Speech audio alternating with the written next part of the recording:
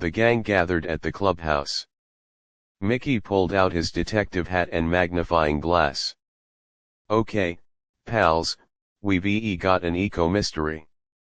The disappearing bees means something's wrong in nature and we've gotta find out what."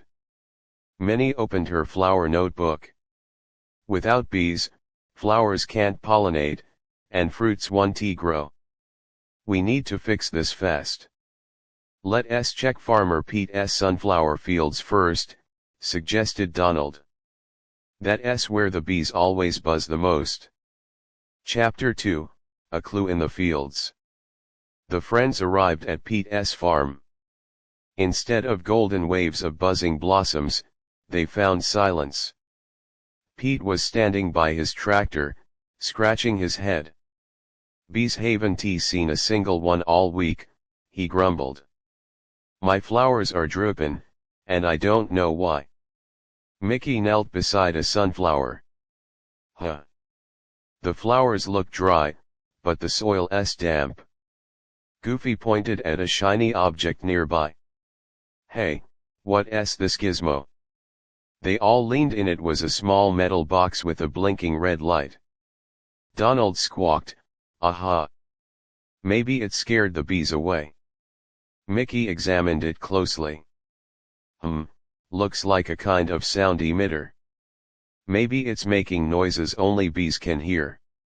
Minnie gasped. "That's terrible. Poor bees must be fled." Pete frowned. "I didn't put that there. Maybe someone's been messin' with my farm." Mickey nodded. "Then we've got our first clue." Chapter 3, The Trail of Flowers. Following the clues, the friends discovered more of the strange devices hidden across the meadows, near Goofy's pumpkin patch and Donald's duck pond. Each one emitted a faint humming sound. Mickey used his Muscatool scanner, a gadget from Professor Von Drake, and detected sound waves too high for humans to hear. "They're ultrasonic buzz repellents," Minnie concluded. "But why would anyone use them here?" Goofy blinked. "Maybe they thought they were protecting crops from bugs." Donald huffed. "Well, they scared away the wrong bugs." Mickey nodded. "And without bees, everything's falling out of balance." Chapter 4, The Hidden Inventor. That evening, they brought the devices to Professor Von Drake's lab. The professor examined them under a microscope. Oh my, he exclaimed, "these devices are part of an experimental pest control system. Someone must have ordered them by mistake." "By mistake?" asked Minnie. "Yes, indeed," said Von Drake. "They were meant for a city factory, not flower fields." Goofy chuckled, "So there be banishing buzz boxes."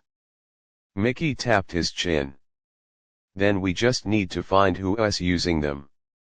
Chapter 5, A Buzzing Breakthrough. The next day, Mickey and friends followed a delivery truck leaving from Pete's Road. It led them to Chip and Dale's treehouse workshop. "Chip, Dale, you two didn't happen to install any sound gizmos, did ya?" Mickey asked. The chipmunks exchanged guilty looks. Maybe," squeaked Dale.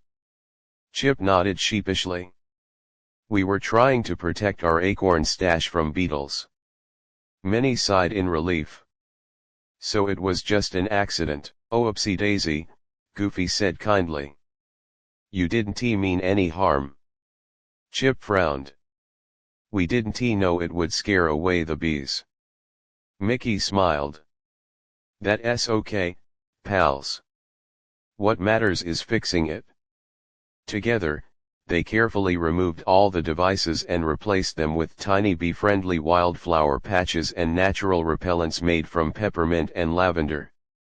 Chapter 6, The Return of the Buzz. A few days later, the air was filled with the sweet hum of returning bees. They swirled over the gardens, dipping from flower to flower. Pete's sunflowers stood tall again, and Minnie's garden sparkled with color. Mickey grinned. Hot dog. Looks like the bees are back in business. Goofy leaned back and sighed happily. Nothing like the sound of nature hummin' again. Donald smiled. Guess we solved the mystery, Detective Mickey. Minnie giggled. And saved the ecosystem, too. Chip and Dale zipped by, carrying jars of honey as an apology gift. For our favorite eco-heroes. Mickey raised a honey sandwich. To teamwork, friendship, and keeping nature in harmony. All together, they cheered, Muska-fantastic. Chapter 7, The Vanishing Hive. The next morning, Mickey was having breakfast with Pluto when he heard frantic knocking at his door. It was Clarabelle Cow, carrying an empty honey jar. Mickey. The bees came back, but now their hive is gone. She cried. Gone, Mickey gasped. But how could a hive just disappear?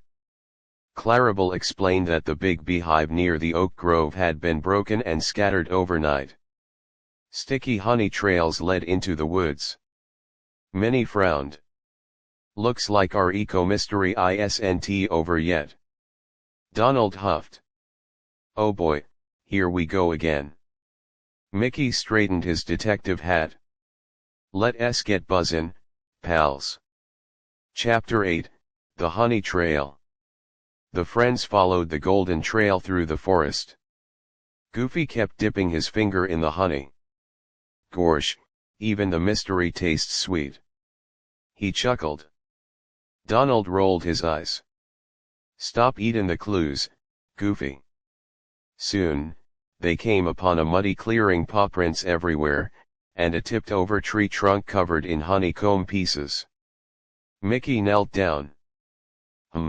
These tracks look big, but not bear big. Minnie squinted.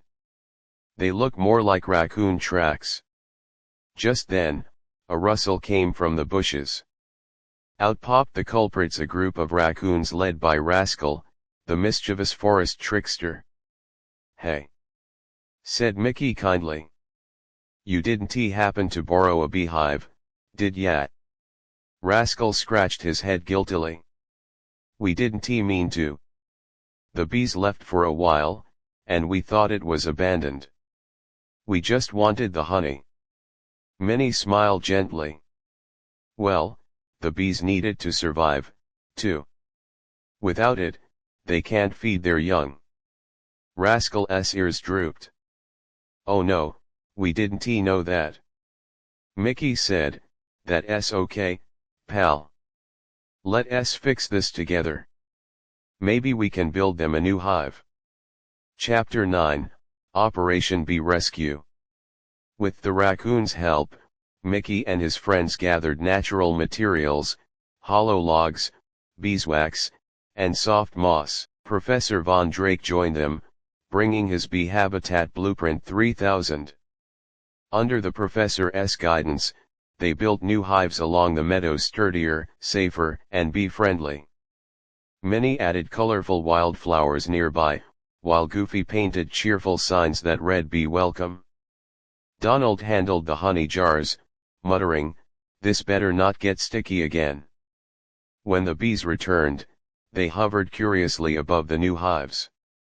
Buzz, buzz, buzz. Mickey grinned. Looks like they approve. Von Drake smiled proudly. Nature, once given kindness, always finds balance again. Chapter 10, Trouble in the Meadow. Just as everything seemed peaceful, dark clouds rolled in, not from the sky, but from the ground. Smoke, Minnie gasped. They rushed toward the meadow and found Farmer Pete again, this time trying to clear weeds with a smoky bug spray machine. Pete! Mickey called out. That stuff's bad for the bees. Pete coughed. I'm just trying to save my crops, Mickey. These weeds keep coming back. Von Drake quickly examined the sprayer. Oh my! This pesticide is harmful to pollinators. Minnie put a gentle hand on Pete's arm. There's a better way we can use natural pest control. Marigolds, ladybugs, and compost tea. Pete blinked. Ladybugs fight bugs. Donald smirked. Who knew? Together, they replaced Pete's chemicals with a natural eco-mix recipe Minnie taught from her garden guide. Within days, the soil looked healthier, and butterflies and bees returned to his fields. Pete grinned sheepishly. Guess I learned something today. Nature knows best, huh? Mickey nodded. Exactly. We just have to listen. Chapter 11, The Buzz Festival. A few weeks later, the whole town gathered for a brand new event, the Hot Dog Hills Bee Festival. Minnie decorated the park with yellow ribbons and flower garlands. Goofy built a bee maze from hay bales. Donald helped with honey tasting stalls, though he tasted more than he served. Chip and Dale performed a comedy skit called To Be or Not to Be, making everyone laugh. Mickey stood on stage, wearing a beekeeper's hat. Today we celebrate our tiny heroes, the bees. Without them, we wouldn't have gardens, fruits, or flowers. Let us all promise to protect them. The crowd cheered, waving flower bouquets. At sunset, a glowing swarm of bees floated above the stage, circling in shimmering spirals, as if they were dancing in gratitude. Chapter 12, A Sweet Discovery. Later that evening, Mickey found a new hive nestled under a tree near his backyard, one the bees had built themselves. Inside was a note written by Professor Von Drake: Nature rewards kindness. Keep buzzing for good, Mickey. Mickey smiled. You bet I will, Professor. Minnie walked up beside him, holding Pluto. We saved the bees, Mickey. Yep, he said softly, looking at the stars. But the real mystery we solved was learning how every little creature matters, even the tiniest buzz. Goofy yawned. I dunno about you folks, but I'm feelin' beautifully tired. Donald laughed. Let us get some sleep before Goofy starts buzzin' too. They all chuckled as the sound of bees and crickets filled the night air, a perfect harmony of nature restored.